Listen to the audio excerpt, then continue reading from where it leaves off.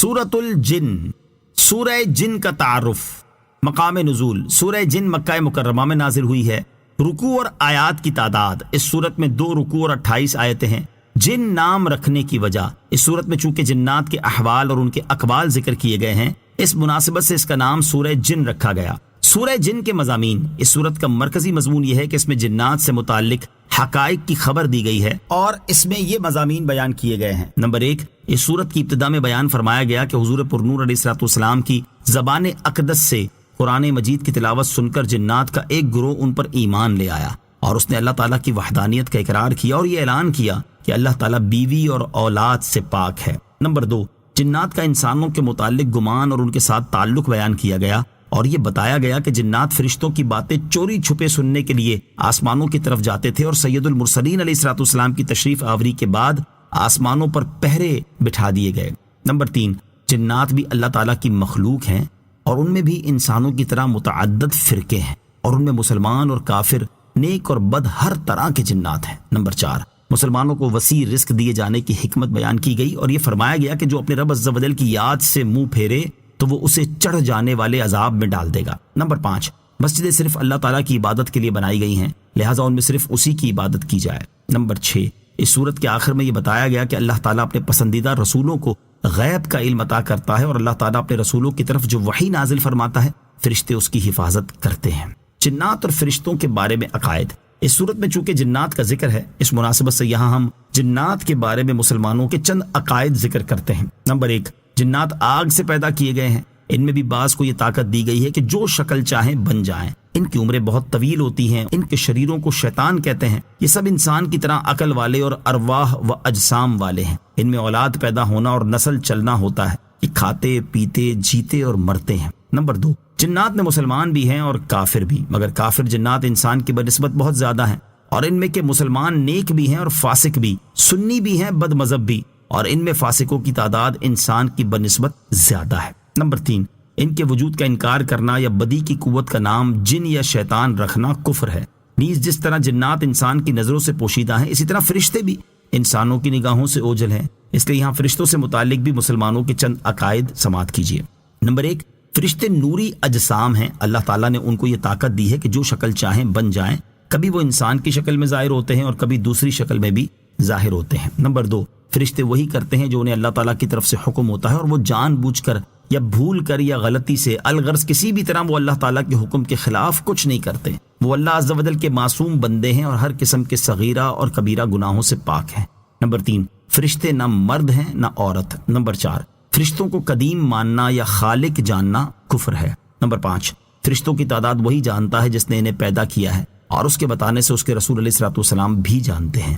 Number 6، کسی فرشتے کے ساتھ ادنا گستاخی بھی کفر ہے۔ جاہل لوگ اپنے کسی دشمن یا ناپسندیدہ شخص کو دیکھ کر کہتے ہیں کہ ملک الموت یا عزرائیل آ گیا، یہ بات کلمہ کفر کے قریب ہے۔ نمبر 7، فرشتوں کے وجود کا انکار کرنا یا یہ کہنا کہ فرشتہ صرف نیکی کی قوت کو کہتے ہیں اور اس کے سوا کچھ نہیں، یہ دونوں باتیں کفر ہیں۔ بسم اللہ الرحمن الرحیم۔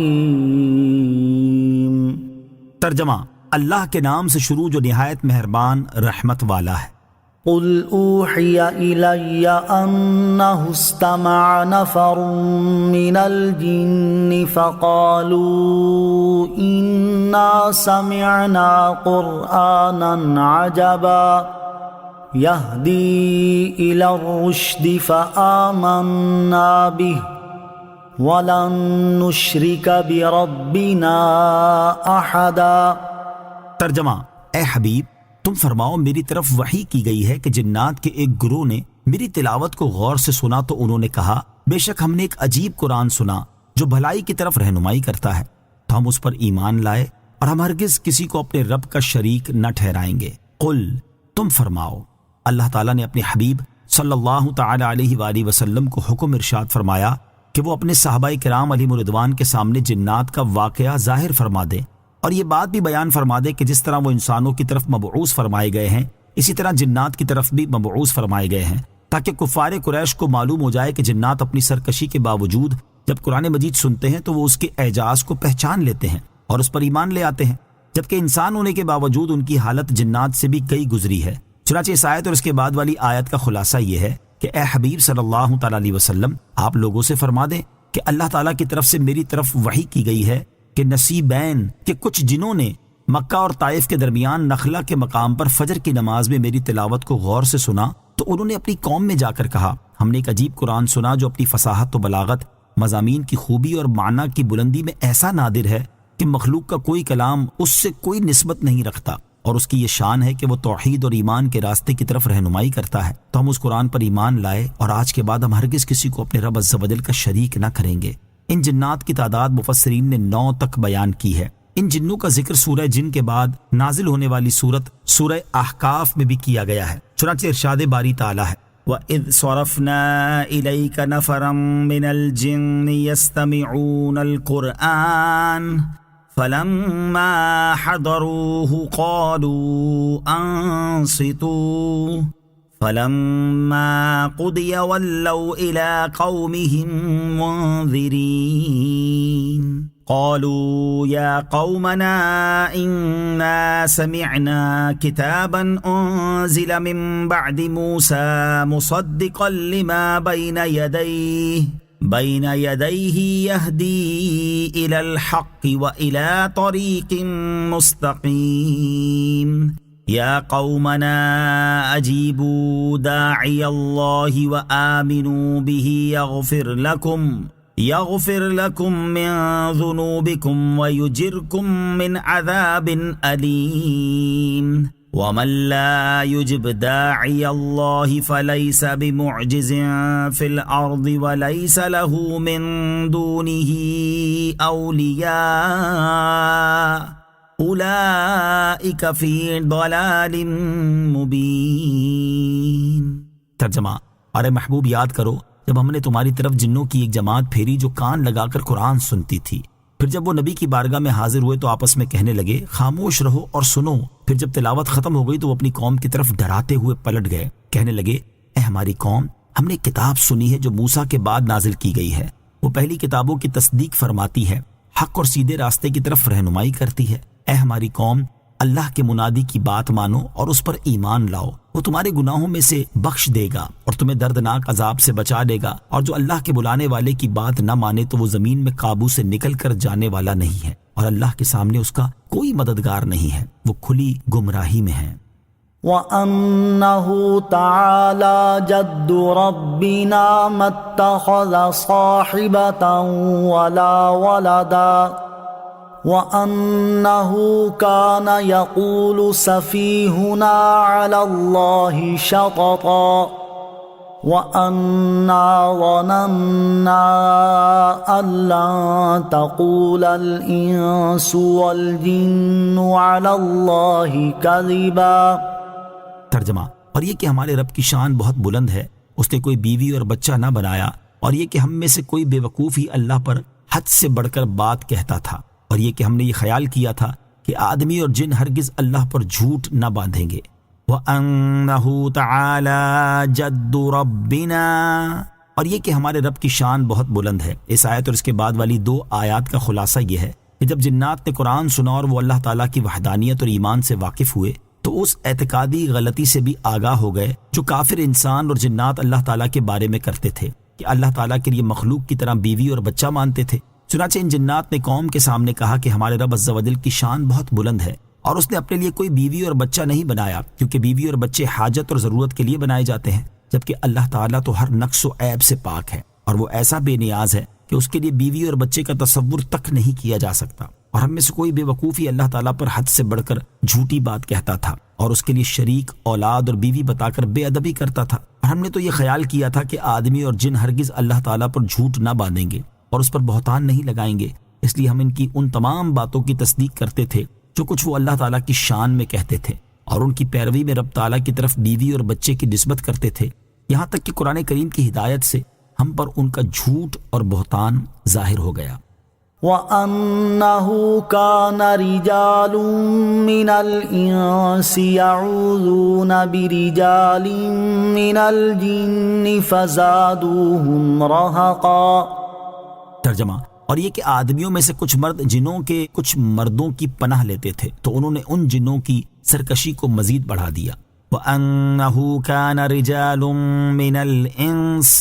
اور یہ کہ آدمیوں میں سے کچھ مرد، دور جاہلیت میں عرب کے لوگ جب سفر کرتے اور کسی چٹیل میدان میں انہیں شام ہو جاتی تو وہ کہتے کہ ہم اس جگہ کے شریر جنات سے ان کے سردار کی پناہ چاہتے ہیں۔ اس طرح ان کی رات امن سے گزر جاتی۔ انسانوں کے اسی عمل کی طرف اشارہ کرتے ہوئے ان جنات نے اپنی قوم سے کہا کہ آدمیوں میں سے کچھ مرد جنوں کے کچھ مردوں کی پناہ لیتے تھے، اور جب جنات نے انسانوں کی حالت دیکھی تو وہ سمجھے کہ واقعی ہم میں بہت قدرت ہے، کیونکہ مخلوق میں سب سے بہتر یعنی انسان بھی ہمارے حاجت مند ہیں۔ انسانوں کے اسی عمل کی وجہ سے جنات میں سرکشی بڑھ گئی اور وہ شیطانوں کی پیروی کرنے اور ان کے وسوسے قبول کرنے کی طرف اور زیادہ راغب ہو گئے۔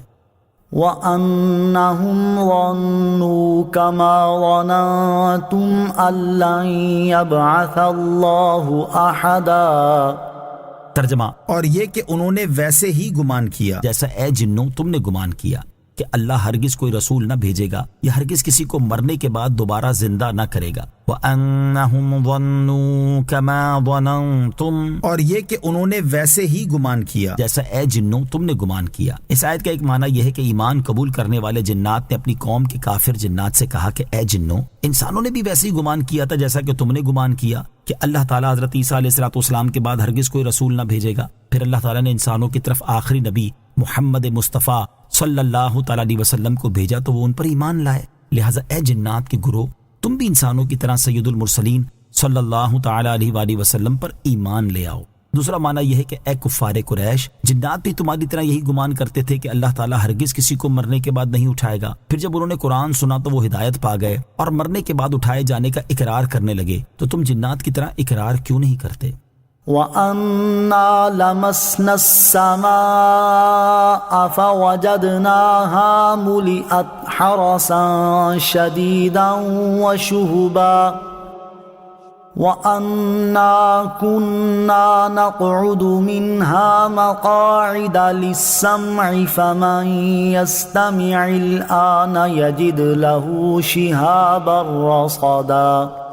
ترجمہ، اور یہ کہ ہم نے آسمان کو چھوا تو اسے پایا کہ سخت پہرے اور آگ کی چنگاریوں سے بھر دیا گیا ہے، اور یہ کہ ہم پہلے آسمان میں سننے کے لیے کچھ بیٹھنے کی جگہوں پر بیٹھ جایا کرتے تھے، پھر اب جو کوئی سنے وہ اپنی طاق میں آگ کا شعلہ پائے گا۔ وَأَنَّا لَمَسْنَا السَّمَاءَ،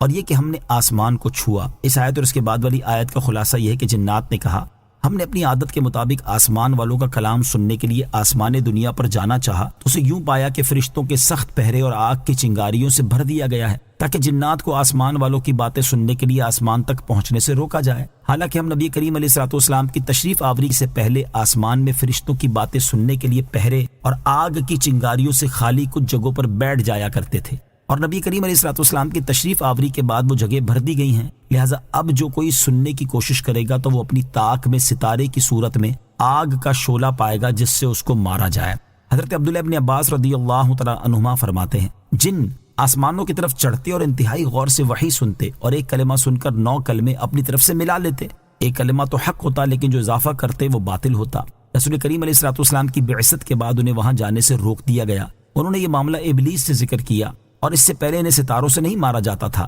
ابلیس نے کہا کہ ضرور زمین میں کوئی نیا واقعہ رونما ہوا ہے جس کی وجہ سے یہ رکاوٹ آئی ہے، چنانچہ اس نے اپنا لشکر بھیجا۔ انہوں نے تاجدار رسالت صلی اللہ تعالیٰ علیہ وسلم کو پہاڑوں کے درمیان یا مکے میں نماز پڑھتے ہوئے پایا۔ پھر اس لشکر نے ابلیس سے ملاقات کر کے یہ بات اسے بتائی تو اس نے کہا یہی وہ نئی بات ہے جو زمین میں پیدا ہوئی ہے۔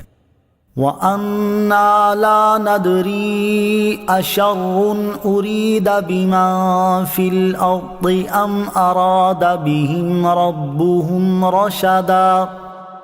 ترجمہ، اور یہ کہ ہمیں نہیں معلوم کہ کیا زمین میں رہنے والوں سے کسی برائی کا ارادہ فرمایا گیا ہے یا ان کے رب نے ان کے ساتھ کسی بھلائی کا ارادہ فرمایا ہے۔ وَأَنَّا لَا نَدْرِي أَشَرٌ أُرِيدَ بِمَن فِي الْأَرْضِ، اور یہ کہ ہمیں نہیں معلوم کہ کیا زمین میں رہنے والوں سے کسی برائی کا ارادہ فرمایا گیا ہے۔ اس آیت کی تفسیر میں ایک قول یہ ہے کہ ایمان قبول کرنے والے جنات کو یہ ڈر ہوا کہ زمین پر رہنے والے بہت سارے لوگ ایمان نہیں لائیں گے۔ اس پر انہوں نے اپنی قوم سے کہا ہم نہیں جانتے کہ جس قرآن پر ہم ایمان لائے ہیں زمین پر رہنے والے اس کا انکار کرتے ہیں یا اس پر ایمان لاتے ہیں۔ دوسرا قول یہ ہے کہ ابلیس نے کہا کہ ہمیں نہیں معلوم کہ ہماری اس بندش اور روک سے اللہ تعالیٰ نے زمین والوں پر عذاب نازل کرنے کا ارادہ فرمایا ہے یا ان کی طرف کسی رسول کو بھیجنے کا ارادہ فرمایا ہے۔ تیسرا قول یہ ہے کہ جنات نے تاجدار رسالت صلی اللہ تعالی علیہ وسلم کی تلاوت سننے سے پہلے آپس میں کہا کہ ہم نہیں جانتے کہ سید المرسلین صلی اللہ تعالی علیہ وآلہ وسلم کو انسانوں کی طرف بھیج کر ان کے ساتھ برائی کا ارادہ فرمایا گیا ہے یا ان کی بھلائی چاہی گئی ہے، کیونکہ اگر لوگ انہیں جھٹلائیں گے تو وہ اپنے جھٹلانے کی وجہ سے سابقہ امتوں کی طرح ہلاک کر دیے جائیں گے، اور اگر ایمان لے آئیں گے تو ہدایت پا جائیں گے۔ وَأَنَّا مِنَّا الصَّالِحُونَ وَمِنَّا دُونَ ذَلِكَ كُنَّا طَرَائِقَ قِدَدًا وَأَنَّا ظَنَنَّا أَن لَّن نُّعْجِزَ اللَّهَ فِي الْأَرْضِ وَلَن نُّعْجِزَهُ هَرَبًا۔ ترجمہ، اور یہ کہ ہم میں کچھ نیک ہیں اور کچھ اس کے علاوہ ہیں، ہم مختلف راہوں میں بٹے ہوئے ہیں، اور یہ کہ ہمیں یقین ہو گیا ہے کہ ہم ہرگز زمین میں اللہ کو بے بس نہیں کر سکتے اور نہ زمین سے بھاگ کر اسے بے بس کر سکتے ہیں۔ وَأَنَّا مِنَّا الصَّالِحُونَ، اور یہ کہ ہم میں کچھ نیک ہیں۔ اس آیت کی ایک تفسیر یہ ہے کہ ایمان قبول کرنے والے جنات نے اپنے ساتھیوں کو رسول کریم علیہ الصلوۃ والسلام پر ایمان لانے کی دعوت دینے کے بعد ایک دوسرے سے کہا کہ قرآن کریم سننے کے بعد ہم میں کچھ مخلص، مومن، متقی اور ابرار ہیں اور کچھ کامل نیک نہیں ہیں، اور ہم مختلف مذاہب کی طرح مختلف احوال میں بٹے ہوئے ہیں۔ دوسری تفسیر یہ ہے کہ جنات نے کہا کہ قرآن کریم سننے سے پہلے ہم میں سے کچھ جنات طبعی طور پر نیک سیرت ہیں اور دوسروں کے ساتھ معاملات کرنے میں نیکی اور بھلائی کی طرف مائل ہیں، اور کچھ ان کی طرح نیک سیرت نہیں ہیں اور ہم مختلف حالتوں میں بٹے ہوئے ہیں۔ تیسری تفسیر یہ ہے کہ جنات نے کہا کہ قرآن کریم سننے سے پہلے ہم میں سے کچھ جنات حضرت عیسیٰ علیہ الصلوۃ والسلام پر ایمان لانے والے اور اللہ تعالیٰ کی وحدانیت کا اقرار کرنے والے ہیں، اور کچھ کافر بھی ہیں، اور ہم مختلف دینوں میں بٹے ہوئے ہیں۔ وَأَنَّا ظَنَنَّا، اور یہ کہ ہمیں یقین ہو گیا ہے۔ جنات نے کہا کہ اللہ تعالیٰ کی آیات میں غور و فکر کرنے کے بعد ہمیں یقین ہو گیا ہے کہ ہم زمین کے کسی کنارے میں بھی رہ کر اللہ تعالیٰ کو ہمارے بارے میں اپنا ارادہ پورا کرنے سے بے بس نہیں کر سکتے، اور نہ زمین سے آسمان کی طرف بھاگ کر اسے بے بس کر سکتے ہیں۔ وَأَنَّا لَمَّا سَمِعْنَا الْهُدَىٰ آمَنَّا بِهِ فَمَن يُؤْمِن بِرَبِّهِ فَلَا يَخَافُ بَخْسًا وَلَا رَهَقًا۔ ترجمہ، اور یہ کہ ہم نے جب ہدایت یعنی قرآن کو سنا تو اس پر ایمان لائے، تو جو اپنے رب پر ایمان لائے اسے نہ کسی کمی کا خوف ہوگا اور نہ کسی زیادتی کا۔ وَأَنَّا لَمَّا سَمِعْنَا الْهُدَىٰ، اور یہ کہ ہم نے جب ہدایت یعنی قرآن کو سنا، ایمان قبول کرنے والے جنات نے اپنے ساتھیوں سے کہا ہم نے جب اس قرآن پاک کو سنا جو سب سے سیدھی راہ دکھاتا ہے تو ہم کسی تاخیر اور شک کے بغیر فوراً اس پر اور اللہ تعالیٰ پر ایمان لے آئے اور رسول کریم صلی اللہ تعالیٰ علیہ وآلہ وسلم کی رسالت کی تصدیق کر دی۔ تو جو اپنے رب عز و جل پر اور جس قرآن کو اس نے نازل کیا اس پر ایمان لائے تو اسے نیکیوں یا ثواب کی کسی کمی کا خوف ہے اور نہ بدیوں کی کسی زیادتی کا ڈر ہے۔ تو اے ہمارے ساتھیوں، تم بھی ہماری طرح قرآن اور نبی کریم علیہ الصلوۃ والسلام پر ایمان لے آؤ۔ وَأَنَّا مِنَّا الْمُسْلِمُونَ وَمِنَّا الْقَاسِطُونَ فَمَنْ أَسْلَمَ فَأُولَئِكَ تَحَرَّوْا رَشَدًا وَأَمَّا الْقَاسِطُونَ فَكَانُوا لِجَهَنَّمَ حَطَبًا۔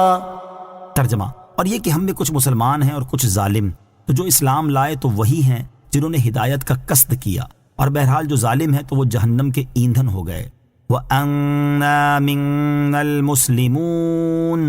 اور یہ کہ ہم میں کچھ مسلمان ہیں۔ اس آیت اور اس کے بعد والی آیت کا خلاصہ یہ ہے کہ جنات نے کہا قرآن سننے کے بعد ہم مختلف ہو گئے کہ ہم میں سے کچھ جنوں نے اسلام قبول کر لیا اور کچھ نے اسلام قبول کرنے سے انکار کر دیا اور راہ حق سے پھر گئے۔ تو جنہوں نے اسلام قبول کر لیا انہوں نے تو ہدایت کا قصد کیا، ہدایت اور راہ حق کو اپنا مقصود ٹھہرایا، اور بہرحال جو کافر اور راہ حق سے پھرنے والے ہیں وہ قیامت کے دن جہنم کے ایندھن ہوں گے اور ان کے ذریعے جہنم کو بھڑکایا جائے گا۔ فَكَانُوا لِجَهَنَّمَ حَطَبًا، تو وہ جہنم کے ایندھن ہو گئے۔ اس آیت سے ثابت ہوتا ہے کہ کافر جن جہنم کی آگ کے عذاب میں گرفتار کیے جائیں گے، اور یاد رہے کہ جنات اگرچہ آگ سے پیدا کیے گئے ہیں لیکن اللہ تعالیٰ اس بات پر قادر ہے کہ وہ آگ کو آگ کے ذریعے عذاب میں مبتلا کر دے یا جنات کی حیت تبدیل کر کے انہیں عذاب دے۔ لہٰذا یہاں یہ نہیں کہا جا سکتا کہ جب جنات آگ سے پیدا کیے گئے ہیں تو انہیں آگ سے عذاب کیسے ہوگا۔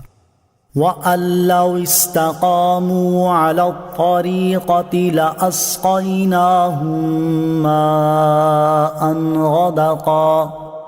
ترجمہ، اور یہ کہ اگر وہ راستے پر سیدھے ہو جاتے تو ضرور ہم انہیں وافر مقدار میں پانی دیتے. وَأَلَّوِ اسْتَقَامُوا عَلَى الطَّرِيقَةِ، اور یہ کہ اگر وہ راستے پر سیدھے ہو جاتے. اس آیت کی تفسیر یہ ہے کہ اے حبیب صلی اللہ تعالی علیہ وآلہ وسلم، آپ اپنی امت سے فرما دے کہ مجھے یہ وحی کی گئی ہے کہ اگر انسان اسلام کے راستے پر سیدھے ہو جاتے اور ایمان لے آتے تو ضرور ہم دنیا میں ان پر رزق وسیع کرتے اور انہیں کثیر پانی اور وسعت عیش عنایت فرماتے. دوسری تفسیر یہ ہے کہ اے حبیب صلی اللہ تعالی علیہ وآلہ وسلم، آپ فرما دیں مجھے یہ وحی کی گئی ہے کہ اگر کافر اپنی گمراہی کے راستے پر قائم رہتے تو ہم ان پر اپنا رزق وسیع کر دیتے. پہلی تفسیر کی نظیر یہ آیات مبارکہ ہیں. نمبر 1، وَلَوْ أَنَّهُمْ أَقَامُوا التَّوْرَاةَ وَالْإِنْجِيلَ وَمَا أُنْزِلَ إِلَيْهِمْ مِنْ رَبِّهِمْ لَأَكَلُوا مِنْ فَوْقِهِمْ وَمِنْ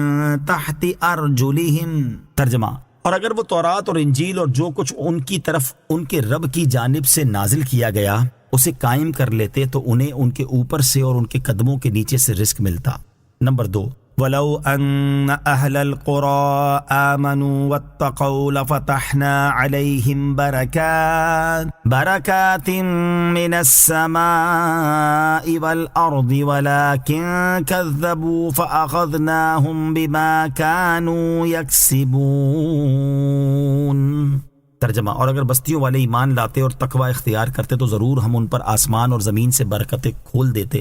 مگر انہوں نے تو جھٹلایا تو ہم نے انہیں ان کے اعمال کی وجہ سے پکڑ لیا. دوسری تفسیر کی نظیر یہ آیات مبارکہ ہیں. فَلَمَّا نَسُوا مَا ذُكِّرُوا بِهِ فَتَحْنَا عَلَيْهِمْ أَبْوَابَ كُلِّ شَيْءٍ حَتَّى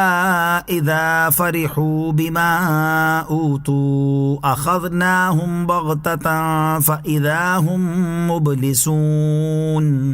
ترجمہ، پھر جب انہوں نے ان نصیحتوں کو بھلا دیا جو انہیں کی گئی تھی تو ہم نے ان پر ہر چیز کے دروازے کھول دیے، یہاں تک کہ جب وہ اس پر خوش ہو گئے جو انہیں دی گئی تو ہم نے اچانک انہیں پکڑ لیا، بس اب وہ مایوس ہیں. نمبر 2، أَيَحْسَبُونَ أَنَّمَا نُمِدُّهُمْ بِهِ مِن مَّالٍ وَبَنِينَ نُسَارِعُ لَهُمْ فِي الْخَيْرَاتِ بَل لَّا يَشْعُرُونَ. ترجمہ، کیا یہ خیال کر رہے ہیں کہ وہ جو ہم مال اور بیٹوں کے ساتھ ان کی مدد کر رہے ہیں تو یہ ہم ان کے لیے بھلائیوں میں جلدی کر رہے ہیں، بلکہ انہیں خبر نہیں. لِنَفْتِنَهُمْ فِيهِ وَمَن يُعْرِضْ عَن ذِكْرِ رَبِّهِ يَسْلُكْهُ عَذَابًا صَعَدًا.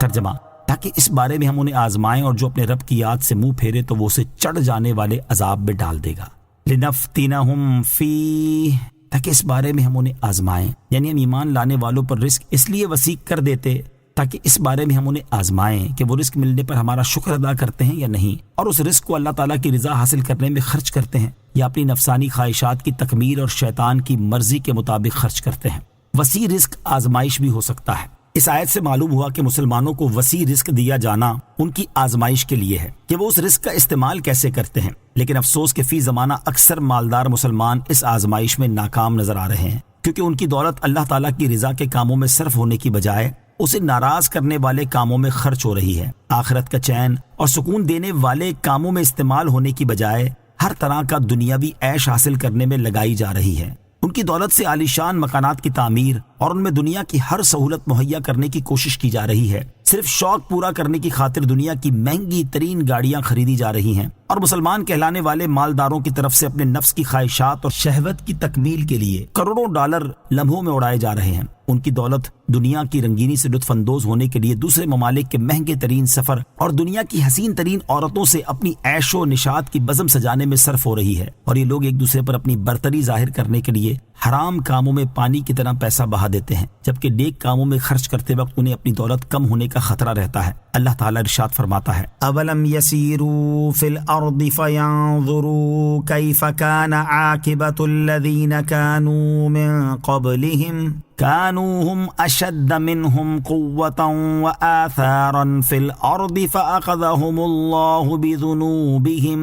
وَمَا كَانَ لَهُم مِّنَ اللَّهِ مِن وَاقٍ.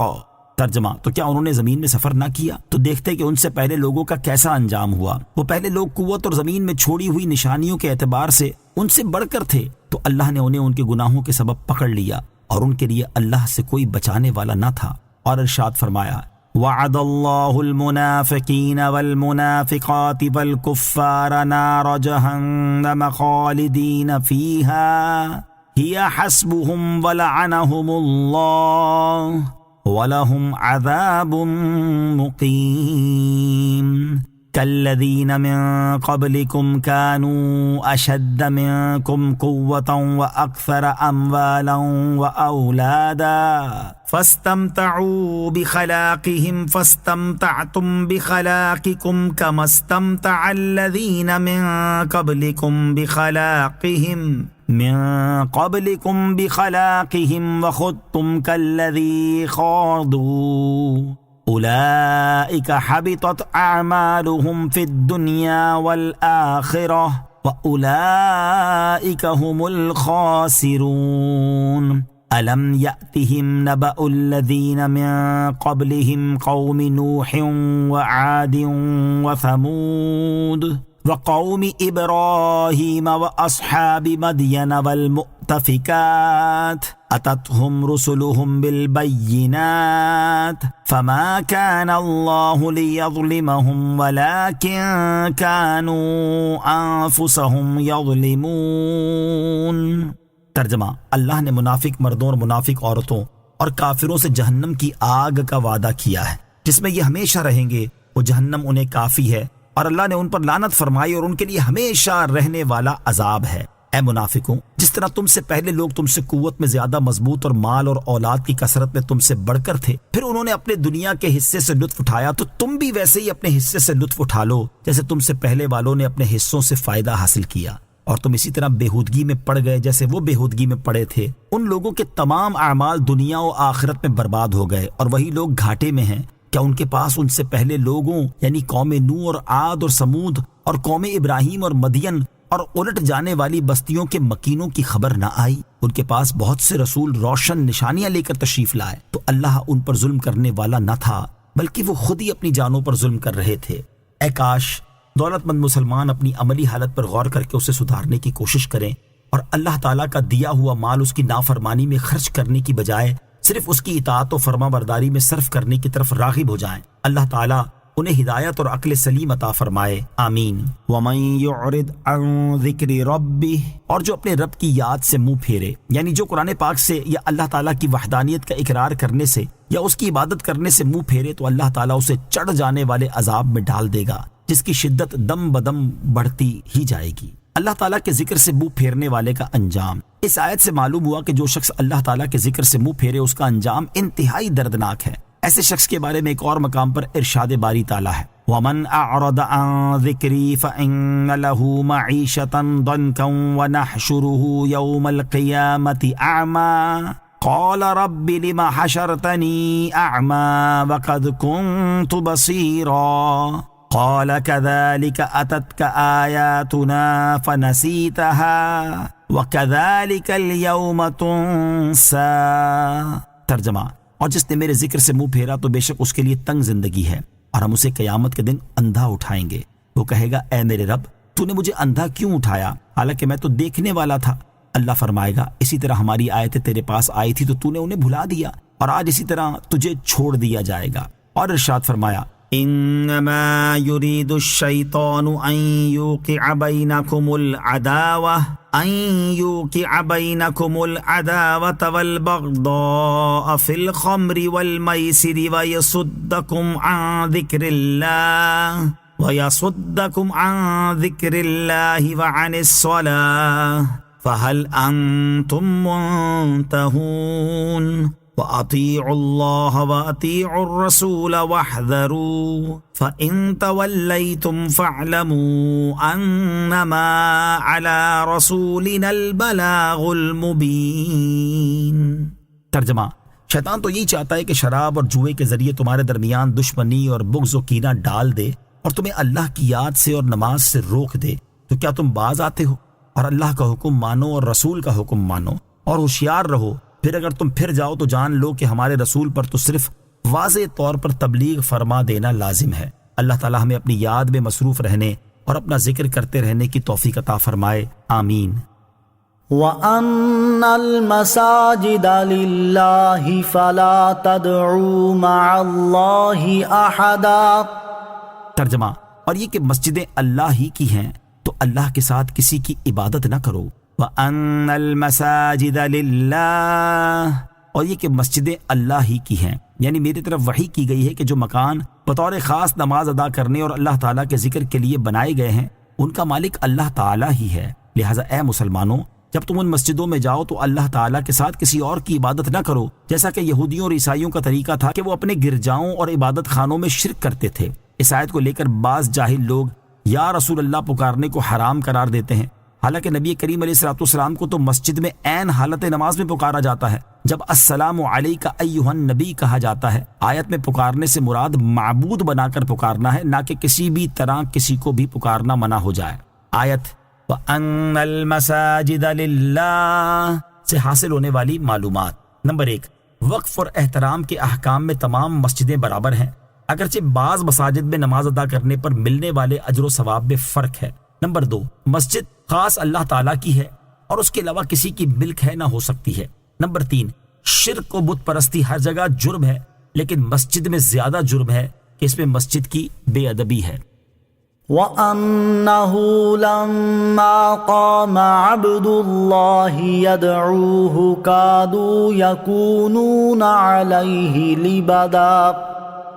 ترجمہ، اور یہ کہ جب اللہ کا بندہ اس کی عبادت کرنے کھڑا ہوا تو قریب تھا کہ وہ جن اس پر ہجوم کر دیتے۔ وَأَنَّهُ لَمَّا قَامَ عَبْدُ اللَّهِ يَدْعُوهُ، اور یہ کہ جب اللہ کا بندہ اس کی عبادت کرنے کھڑا ہوا، یعنی میری طرف یہ وحی کی گئی ہے کہ جب اللہ تعالیٰ کے بندے محمد مصطفیٰ صلی اللہ تعالی علیہ وآلہ وسلم نخلا کے مقام پر فجر کے وقت میں نماز پڑھنے کے لیے کھڑے ہوئے تو قریب تھا کہ وہ جن قرآن سننے کے لیے رش کرنے کی وجہ سے ایک دوسرے کے اوپر چڑھ جائیں، کیونکہ انہیں نبی کریم علیہ السلام کی عبادت، تلاوت اور آپ علیہ السلام کے صحابہ کرام علیہ رضوان کے قیام، رکوع اور سجود میں آپ کی اقتداء انتہائی عجیب اور پسندیدہ معلوم ہوئی۔ اس سے پہلے انہوں نے کبھی ایسا منظر نہ دیکھا تھا اور نہ ہی ایسا بے مثل کلام سنا تھا۔ قُلْ إِنَّمَا أَدْعُو رَبِّي وَلَا أُشْرِكُ بِهِ أَحَدًا۔ ترجمہ، تم فرماؤ میں تو اپنے رب ہی کی عبادت کرتا ہوں اور کسی کو اس کا شریک نہیں ٹھہراتا۔ قُلْ إِنَّمَا أَدْعُو رَبِّي، تم فرماؤ میں تو اپنے رب ہی کی عبادت کرتا ہوں۔ کفار مکہ نے نبی اکرم علیہ السلام سے کہا کہ بے شک آپ بہت بڑا حکم لے کر آئے ہیں، آپ اس سے رجوع کر لیں تو ہم آپ کو بچا لیں گے۔ اس پر اللہ تعالیٰ نے اپنے حبیب علیہ السلام سے ارشاد فرمایا کہ اے پیارے حبیب صلی اللہ تعالی علیہ وآلہ وسلم، آپ ان سے فرما دیں کہ میں تو اپنے رب عز و جل ہی کی عبادت کرتا ہوں اور کسی کو اس کا شریک نہیں ٹھہراتا، اور یہ کوئی ایسا نیا اور ناپسندیدہ کام نہیں ہے جس کی وجہ سے تم تعجب کر رہے ہو۔ قُلْ إِنِّي لَا أَمْلِكُ لَكُمْ ضَرًّا وَلَا رَشَدًا۔ قُلْ إِنِّي لَن يُجِيرَنِي مِنَ اللَّهِ أَحَدٌ وَلَنْ أَجِدَ مِن دُونِهِ مُلْتَحَدًا۔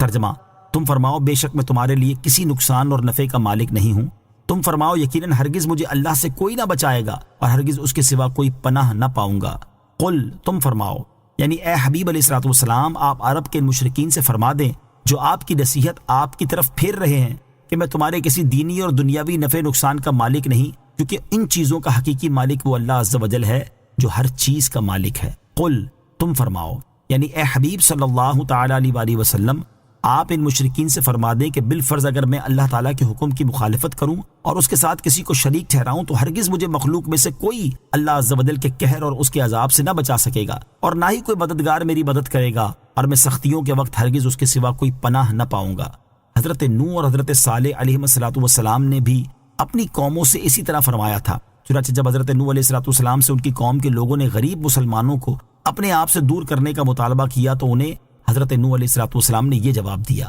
وَيَا قَوْمِ مَن يَنصُرُنِي مِنَ اللَّهِ إِن طَرَدتُّهُمْ أَفَلَا تَذَكَّرُونَ۔ ترجمہ، اور میری قوم اگر میں انہیں دور کر دوں تو مجھے اللہ سے کون بچائے گا، تو کیا تم نصیحت حاصل نہیں کرتے؟ اور حضرت صالح علیہ السلام نے اپنی قوم سے فرمایا، یا قوم ارأیتم ان کنت علی بینۃ من ربی وآتانی منہ رحمہ وآتانی منہ رحمتا فمن ینصرنی من اللہ ان عصیتہ۔ ترجمہ، اے میری قوم بھلا بتاؤ کہ اگر میں اپنے رب کی طرف سے روشن دلیل پر ہوں اور اس نے مجھے اپنے پاس سے رحمت عطا فرمائی ہو، تو اگر میں اس کی نافرمانی کروں تو مجھے اس سے کون بچائے گا؟ إلا بلاغا من الله ورسالاته ومن يعص الله ورسوله فإن له نار جهنم خالدين فيها أبدا۔ ترجمہ، مگر میرا کام اللہ کی طرف سے تبلیغ اور اس کے پیغامات پہنچانا ہے، اور جو اللہ اور اس کے رسول کا حکم نہ مانے تو بے شک اس کے لیے جہنم کی آگ ہے جس میں ہمیشہ ہمیشہ رہیں گے۔ الا بلاغا من اللہ ورسالاتہ، مگر اللہ کی طرف سے تبلیغ اور اس کے پیغامات پہنچانا ہے۔ اس آیت کا معنی یہ ہے کہ اللہ تعالیٰ نے اپنے حبیب صلی اللہ تعالیٰ علیہ وآلہ وسلم سے ارشاد فرمایا کہ اے حبیب صلی اللہ تعالیٰ علیہ وآلہ وسلم، آپ مشرکین سے فرما دیں کہ میں تمہارے نفع و نقصان کا مالک نہیں، البتہ میرا کام یہ ہے کہ میں تمہیں ان چیزوں کی تبلیغ کر دوں جن کی تبلیغ کرنے کا مجھے اللہ تعالیٰ نے حکم دیا ہے، اور تم تک اللہ تعالیٰ کے وہ پیغامات پہنچا دوں جو اس نے مجھے دے کر تمہاری طرف بھیجا ہے۔ اور جہاں تک ہدایت اور گمراہی کا تعلق ہے تو اس کا اختیار مخلوق میں سے کسی کے پاس نہیں بلکہ صرف اللہ تعالیٰ کے پاس ہے، وہ جسے چاہے ہدایت دے اور جسے چاہے گمراہ کرے۔ اور جو توحید کے معاملے میں اللہ تعالیٰ اور اس کے رسول کی یوں نافرمانی کرے گا کہ انہوں نے جس چیز کا حکم دیا اور جس چیز کی طرف بلایا اس پر عمل کرنے کی بجائے شرک کرنے لگے، تو بے شک ان کے لیے جہنم کی آگ ہے جس میں وہ ہمیشہ ہمیشہ رہیں گے۔ حتى إذا رأوا ما يوعدون فسيعلمون من أضعف ناصرا وأقل عددا۔ ترجمہ، یہاں تک کہ جب وہ اسے دیکھیں گے جس کی انہیں وعید سنائی جاتی تھی تو جلد جان جائیں گے کہ کس کا مددگار کمزور ہے اور کس کی تعداد کم ہے۔ حتی اذا رأوا ما یوعدون، یہاں تک کہ جب وہ اسے دیکھیں گے جس کی انہیں وعید سنائی جاتی تھی، یعنی وہ اپنے کفر پر جمے رہیں گے یہاں تک کہ جب قیامت کے دن اس عذاب کو دیکھیں گے جس کا انہیں وعدہ دیا جاتا ہے تو اس وقت جان جائیں گے کہ کافر کے مددگار کمزور ہیں، نیز یہ کہ ان کے مددگاروں کی تعداد کم ہے یا مومن کے۔ مراد یہ ہے کہ اس دن کافر کا کوئی مددگار نہ ہوگا اور مومن کی مدد اللہ تعالیٰ اور اس کے انبیاء کرام علیہم الصلوۃ والسلام اور فرشتے سب فرمائیں گے۔ قیامت کے دن کافروں اور مسلمانوں کا حال، قیامت کے دن کفار کا کوئی مددگار ہونے اور کسی کی طرف سے ان کی شفاعت نہ کیے جانے کے بارے میں ایک اور مقام پر اللہ تعالیٰ ارشاد فرماتا ہے، ما للظالمین من حمیم ولا شفیع یطاع۔ ترجمہ، ظالموں کا نہ کوئی دوست ہوگا اور نہ کوئی سفارشی جس کا کہا مانا جائے۔ اور اس دن ایمان والوں کو ملنے والی عزت، کرامت اور کثرت بیان کرتے ہوئے ارشاد فرماتا ہے، جنات عدن يدخلونها ومن صلح من آبائهم وأزواجهم وذرياتهم والملائكة يدخلون عليهم من كل باب سلام علیکم بما صبرتم فنعم عقبی الدار۔ ترجمہ، وہ ہمیشہ رہنے کے باغات ہیں، ان میں وہ لوگ داخل ہوں گے اور ان کے باپ دادا اور بیویوں اور اولاد میں سے جو لائق ہوں گے، اور ہر دروازے سے فرشتے ان کے پاس یہ کہتے آئیں گے، تم پر سلامتی ہو کیونکہ تم نے صبر کیا، تو آخرت کا اچھا انجام کیا ہی خوب ہے۔ اور ارشاد فرمایا، ان اصحاب الجنة اليوم فی شغل فاکہون هم وازواجهم فی ظلال علی الارائک متکئون لهم فیها فاکہۃ ولهم ما یدعون سلام قولا من رب الرحیم۔ ترجمہ، بے شک جنت والے آج دل بہلانے والے کاموں میں لطف اندوز ہو رہے ہوں گے، وہ اور ان کی بیویاں تختوں پر تکیہ لگائے سایوں میں ہوں گے، ان کے لیے جنت میں پھل میوہ ہوگا اور ان کے لیے ہر وہ چیز ہوگی جو وہ مانگیں گے، مہربان رب کی طرف سے فرمایا ہوا سلام ہوگا۔ قل ان ادری اقریب ما توعدون ام یجعل له ربی امدا۔ ترجمہ، تم فرماؤ میں نہیں جانتا کہ جس کی تمہیں وعید سنائی جاتی ہے وہ نزدیک ہے یا میرا رب اس کے لیے ایک وقفہ کرے گا۔ کل، تم فرماؤ۔ شان نزول، جب مشرکین نے اوپر والی آیت میں دیے گئے وعدے کو سنا تو نضر بن حارث نے کہا کہ جس کا آپ ہمیں وعدہ دے رہے ہیں یہ کب پورا ہوگا؟ اس کے جواب میں یہ آیت نازل ہوئی اور فرمایا گیا کہ اے حبیب صلی اللہ تعالی علیہ وآلہ وسلم، آپ ان مشرکین سے فرما دیں کہ قیامت کے دن اس عذاب کا واقع ہونا تو یقینی ہے، البتہ میں اللہ تعالیٰ کے بتائے بغیر یہ نہیں جانتا کہ وہ نزدیک ہے یا میرا رب عز و جل اسے نازل کرنے کے لیے ایک وقفہ کرے گا۔ یاد رہے کہ اللہ تعالیٰ کے بتانے سے تاجدار رسالت صلی اللہ تعالی علیہ وآلہ وسلم کو قیامت واقع ہونے کے وقت کا علم ہے، اور اس کی دلیل وہ تمام احادیث ہیں جن میں رسول کریم صلی اللہ تعالی علیہ وآلہ وسلم نے قیامت کی علامت اور نشانیاں بیان فرمائیں، حتیٰ کہ مہینہ، دن اور وہ وقت بھی بتا دیا جس میں قیامت قائم ہوگی۔ عالم الغیب فلا یظہر علی غیبہ احدا الا من ارتضى من رسول فإنه يسلك من بين يديه ومن خلفه رصدا۔ ترجمہ: غیب کا جاننے والا اپنے غیب پر کسی کو اطلاع نہیں دیتا سوائے اپنے پسندیدہ رسولوں کے کہ ان کے آگے پیچھے پہرے دار مقرر کر دیتا ہے۔ عالم الغیب، غیب کا جاننے والا۔ اس آیت اور اس کے بعد والی آیت کا خلاصہ یہ ہے کہ اللہ تعالیٰ غیب کا جاننے والا ہے، تو وہ اپنے اس غیب پر جس کا علم اس کے ساتھ خاص ہے اپنے پسندیدہ رسولوں کے علاوہ کسی کو کامل اطلاع نہیں دیتا، جس سے حقیقت حال مکمل طور پر منکشف ہو جائے اور اس کے ساتھ یقین کا اعلیٰ درجہ حاصل ہو، اور رسولوں کو ان میں سے بعض غیوب کا علم کامل اطلاع اور کشف تام کے ساتھ اس لیے دیتا ہے کہ وہ علم غیب ان کے لیے معجزہ ہو، اور اللہ تعالیٰ ان رسولوں کے آگے پیچھے پہرے دار فرشتے مقرر کر دیتا ہے جو شیطان کے اختلاط سے ان کی حفاظت کرتے ہیں۔ اولیاء کے لیے غیب کا علم نہ ماننے والوں کا رد۔ معتزلہ فرقے کے لوگوں نے اس آیت سے اولیاء کے لیے علم غیب ماننے سے انکار کیا ہے۔ علامہ سعد الدین تفتازانی رحمۃ اللہ تعالی اپنی کتاب شرح مقاصد میں باطل فرقے معتزلہ کی جانب سے اولیاء کی کرامات سے انکار اور ان کے فاسد شبہات کا ذکر کر کے ان کا رد کرتے ہوئے فرماتے ہیں، معتزلہ کی 5ویں دلیل خاص علم غیب کے بارے میں ہے۔ وہ گمراہ کہتے ہیں کہ اولیاء کو غیب کا علم نہیں ہو سکتا، کیونکہ اللہ عز و جل فرماتا ہے عالم الغیب فلا یظہر علی غیبہ احدا الا من ارتضی من رسول۔ غیب کا جاننے والا تو اپنے غیب پر مسلط نہیں کرتا مگر اپنے پسندیدہ رسولوں کو۔ جب غیب پر اطلاع رسولوں کے ساتھ خاص ہے تو اولیاء کیوں کر غیب جان سکتے ہیں؟ ائمہ اہل سنت نے جواب دیا کہ یہاں غیب عام نہیں جس کے یہ معنی ہو کہ کوئی غیب رسولوں کے سوا کسی کو نہیں بتاتا، جس سے مطلقاً اولیاء کے علوم غیب کی نفی ہو سکے، بلکہ یہ تو مطلق ہے، یعنی کچھ غیب ایسے ہیں کہ غیر رسول کو نہیں معلوم ہوتے، یا اس سے خاص وقوع قیامت کا وقت مراد ہے کہ خاص اس غیب کی اطلاع رسولوں کے سوا اوروں کو نہیں دیتے، اور اس پر قرینہ یہ ہے کہ اوپر کی آیت میں غیب قیامت ہی کا ذکر ہے، تو آیت سے صرف اتنا مطلب نکلا کہ بعض غیبوں یا خاص قیامت کے وقت کی تعیین پر اولیاء کو اطلاع نہیں ہوتی، نہ یہ کہ اولیاء کوئی غیب نہیں جانتے۔ اس پر اگر یہ شبہ قائم ہو کہ اللہ تعالیٰ تو رسولوں کا استثناء فرما رہا ہے کہ وہ ان غیبوں پر مطلع ہوتے ہیں جن کو اور لوگ نہیں جانتے، اب اگر اس سے قیامت کے وقت کی تعیین مراد ہے تو رسولوں کا بھی استثناء نہ رہے گا کہ یہ تو ان کو بھی نہیں بتایا جاتا۔ اس کا جواب یہ فرمایا کہ فرشتوں یا انسانوں میں سے بعض رسولوں کو قیامت کے وقت کی تعیین کا علم ملنا